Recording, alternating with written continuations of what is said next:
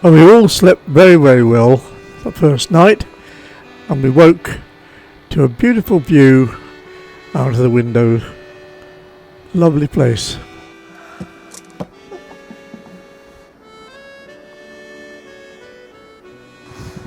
We've moved pitch onto one with electric, which is good, and we've still got a really, really nice view all the way round there. That's our view, so we're all happy. And just behind the campsite, across the road and up that hill, there's the remains of an abandoned village. We took a walk up there, observed by one of the local sheep, and looked down on the loch, which is 6 miles long, it's 10 kilometres, 108 feet deep, that's 33 metres. And then took a look at what remains of the abandoned village.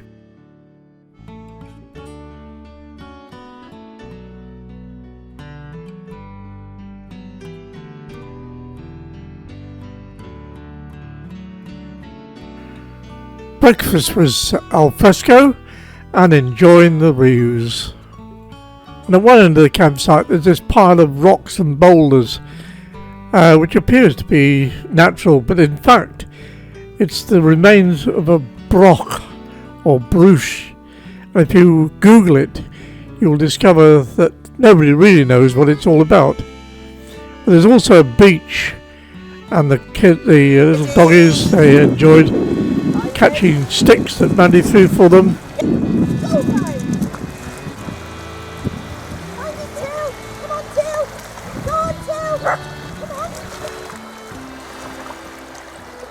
Clever girl.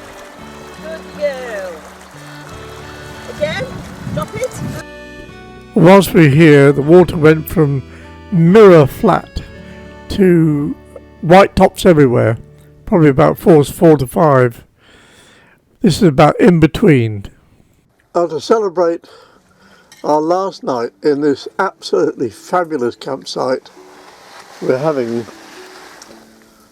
a meal of Jersey's Royal potatoes, smoked salmon, eggs and salad with Prosecco. My favourite Prosecco, mind. Your favourite Prosecco. My favourite. Cheers. Cheers. Well, the next morning I was fortunate enough to catch sight of a katabatic wind pulling the clouds down the side of the mountain. Wonderful experience. And now it was time to start our return journey, first north to the north coast, along the north coast, and then heading south down the west coast. We're on our way from the campsite towards a place called Tong on the north coast, and we've come through some fabulous scenery, and this is just a little tiny bit of it.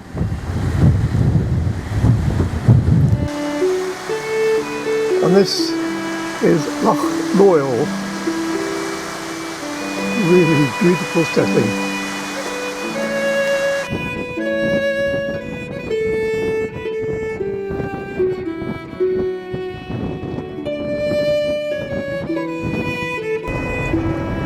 We changed drivers and Mandy's taking us across the causeway and then across the bridge over there.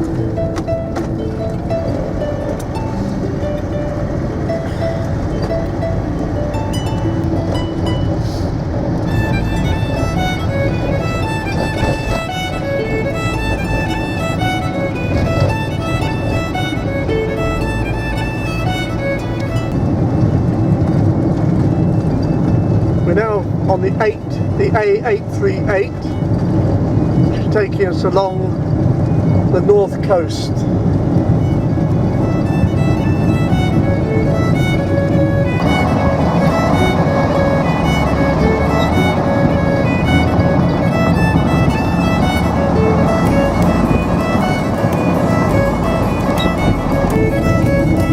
Our next dramatic dramatic bit of scenery as we drop down to Loch Navar. But even up here it's dramatic. I hope this bit of video turns out alright because my hand's shaking like mad.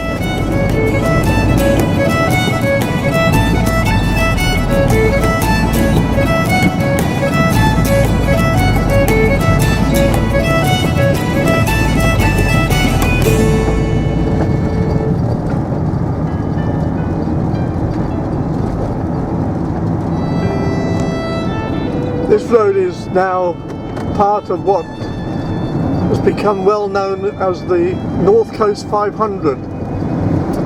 Famous for the tourists, infamous to the locals.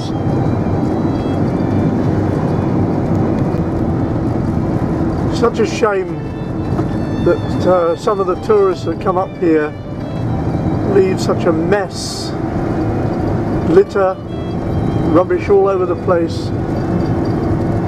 Disgusting. There's obviously something quite seriously being constructed here, but no sign of what it might be.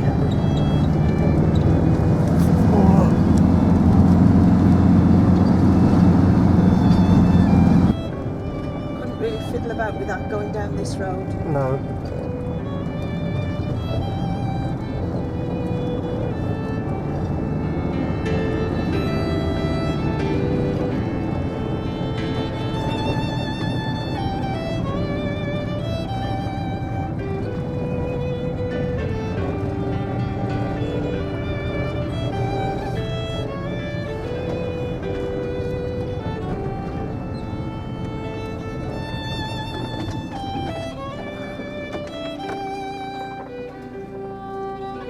One more coming. Why have I got to wait?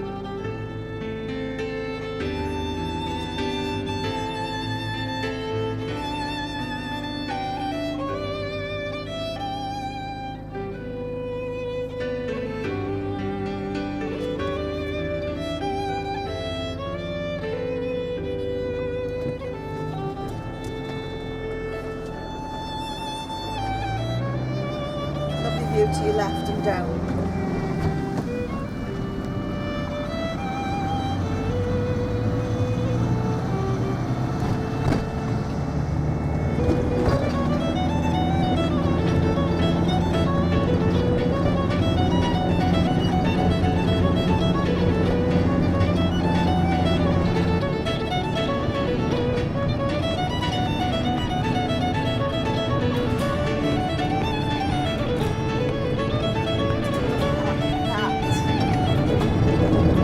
There we have Loch Navar.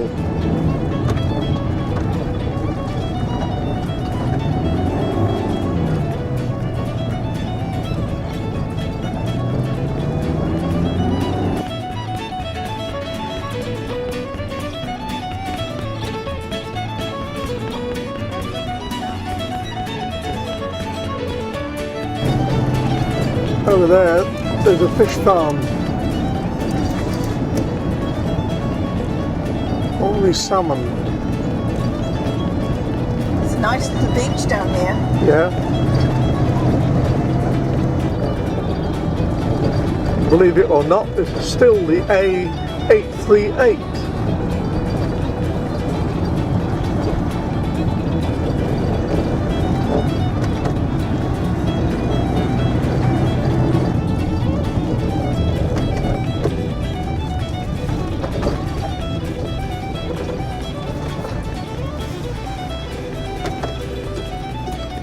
Hey, look what I see.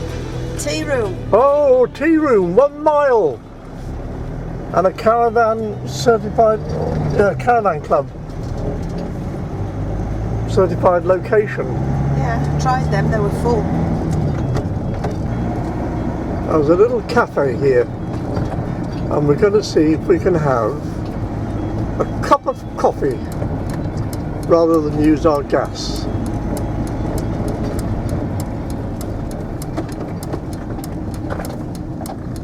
Tea room open.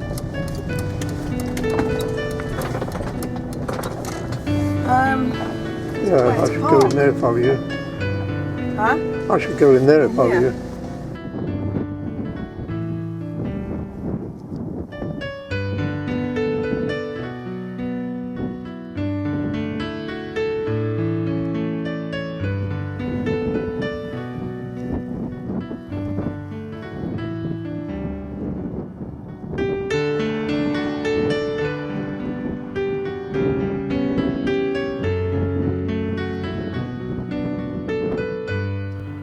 And now to a crafts village, and all the buildings here were built originally as a listening station and a first warning station during the Cold War in the 1950s, and now been taken over as a craft centre. And there's some interesting shops here.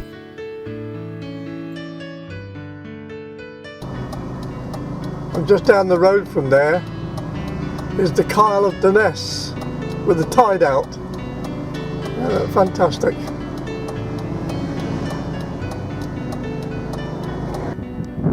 The actual Kyle is over there, and this water here is what's behind it. And just over there you can take a little ferry across the Kyle to the other side, and then a minibus out to the end of Cape Wrath to see the steepest cliffs in Britain. I can only hope that the camera does this justice. Absolutely beautiful. This is Laxford Loch, looking out towards the Atlantic. Down here to a little house on the promontory. How lovely.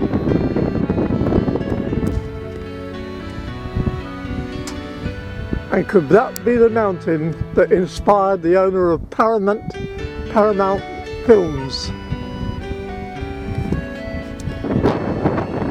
We're headed for Lochinver, but first we have to cross the Glenisco Bridge going over and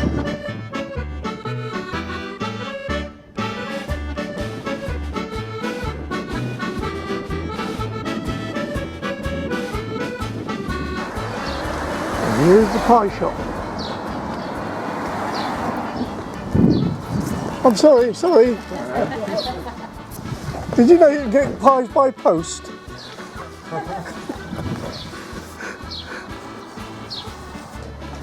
So this is the pie shop shack, Lochinver larder.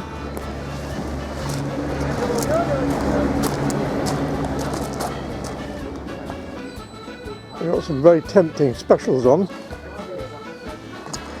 But the deal is, you go up here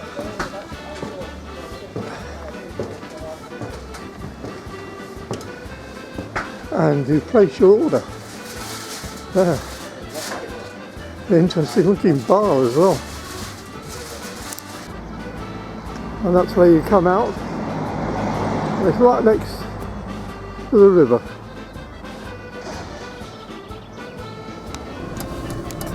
We've got our pies ready for tonight, and there was a spa shop, and I went in there to try and get the rest of the shopping that I couldn't get before, and it was crazy in there, absolutely crazy. People packing in.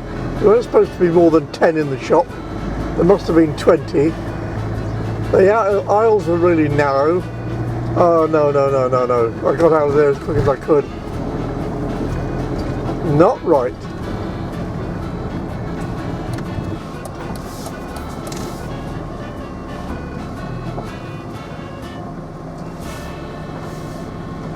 There's Lochinver Loch, and there's a marina over there. I know, that's where I was going to go. Now we're off to Ulapool. Mandy's phoned ahead and we've got a pitch for the night. Electric, but no showers. Never mind. Got plenty of perfume. And there's the spa shop I went into. Crazy, crazy, crazy. Still is, by the looks of it. Right, we've got to go and have a look at the remains of this castle. What's it called, Andy? This is Ardvrek Castle. Ardbeck. Okay. No, Ardvrek. And I think we need to walk that way, look. I know. And it was built by Angus Moore III in the latter half of the 15th century. Girls, wait for Mummy. There it is.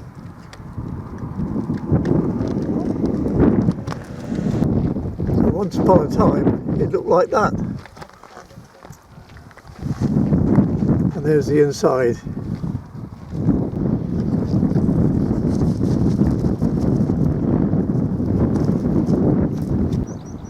Please respect this fragile building.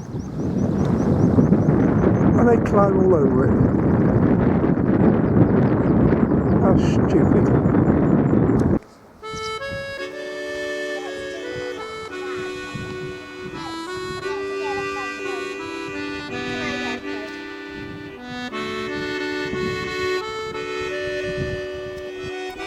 What's the matter with people? Why do we have to have signs like that? This was built 600 years ago. Look at the corbelling on the stones. Wonderful, wonderful, wonderful.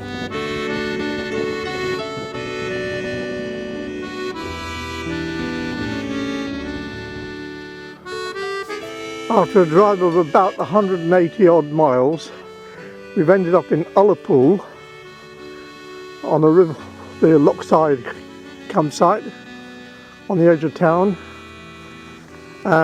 We were going to take, and paid for in fact, an electric hookup pitch, but they were all the ones along the waterfront were taken, so we've opted to do without electricity tonight, and we found a nice place right up in the corner of the campsite overlooking the loch, and hopefully we might see a ferry from Stornoway. There's a fishing boat going out.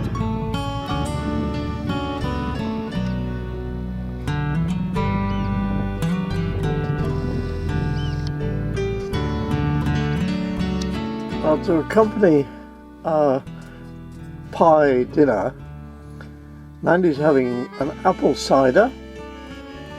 I'm having a dark Ireland dark ale from the Orkney breweries. So that should be interesting. And there's my haggis, neeps and tatties pie, over which I'm going to pour a load of gravy. And there's Mandy's leek and potato, you said? Chicken leek and potato. Chicken leek and potato pie, over which you're going to pour a load of gravy as well. Ah, delicious. Well, no ferry coming in tonight, but at least we managed to catch a trawler. And quite a nice sunset.